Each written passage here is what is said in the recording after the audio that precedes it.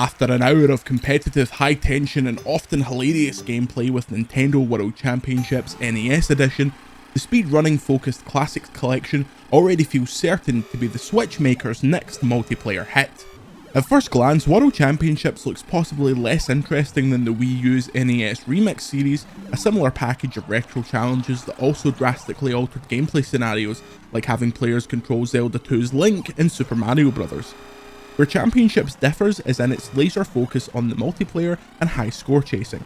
The Switch title features over 150 speedrunning challenges with various levels of difficulty across 13 NES titles, including Mario Bros, Zelda, Metroid, Donkey Kong and Kirby's Adventure.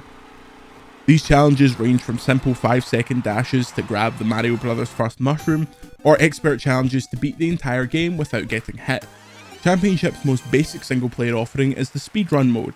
Here, players are challenged with completing many bite-sized challenges across 13 NES titles, such as grabbing the first items in The Legend of Zelda, Metroid, Super Mario Bros. 3, or the Lost Levels.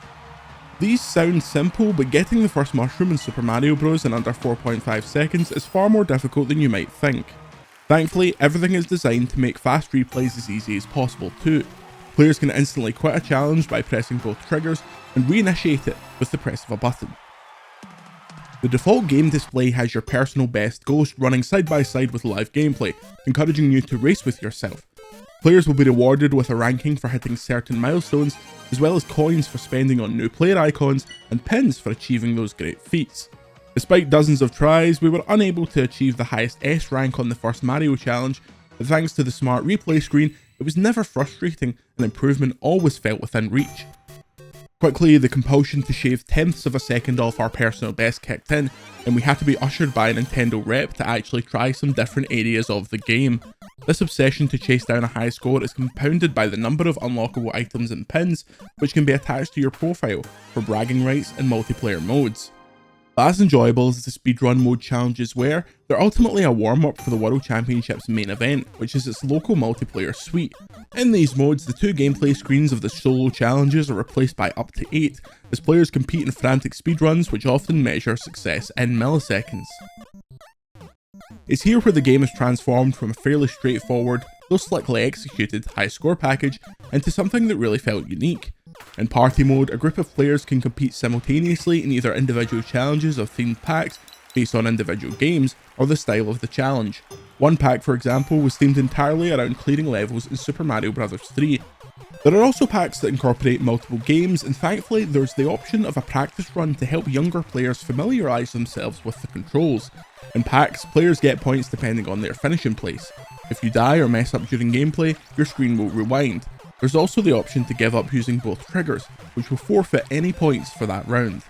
With other players, suddenly the simplicity of each challenge starts to make sense, as yelps and cheers erupt as competitors beat each other by tenths of a second in the race to grab Metroid's Morph Ball, or plummet down to a door in Mario Bros. 2, or clear the first stage of Donkey Kong. Longer challenges are equally as intense and exciting. In one challenge to beat World 1-1 in Super Mario Bros. 3, mistiming a jump in the final goal box cost us the win. Another pack had us racing to finish the first 3 levels of Donkey Kong, with players neck and neck throughout, and a single slip up deciding the winner. For more experienced players, there are one-off legend challenges. One such challenge we tried in party mode was Lost Legend, a tough Lost Levels Mario level which requires pinpoint jumping, including a section where players need to use a springboard to bounce off a flying Koopa to hit a vine block. There was plenty of dying and rewinding here, but everyone made it to the end eventually. In these tougher challenges, World Championship's suite of help options come in handy. Every challenge in the game shows a preview of how to complete it, but these more complex challenges also have full, magazine-style guides called Classified Information, which show annotated maps with the best route through the level. For the many of us who can't often call 7 friends over to play video games, World Championship also has a weekly online challenge and an excellent survival mode. In survival, you compete alone against the ghost data of 7 other players across 3 different challenges. After each of the challenge we faced, in our test it was pop a balloon in Balloon Fight, defeat a Hammer Bro in Super Mario Bros. 3, or finish a course in Kirby's Adventure, half of the players were eliminated.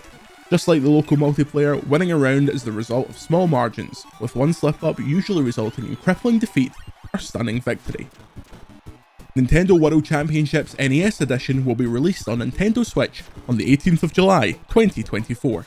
Thanks for watching VGC. Remember to subscribe to our channel, check out more of our gameplay, and thanks for watching. Remember to subscribe to VGC, check out our channel, and listen to VGC, the video game podcast. Until next time, see you later.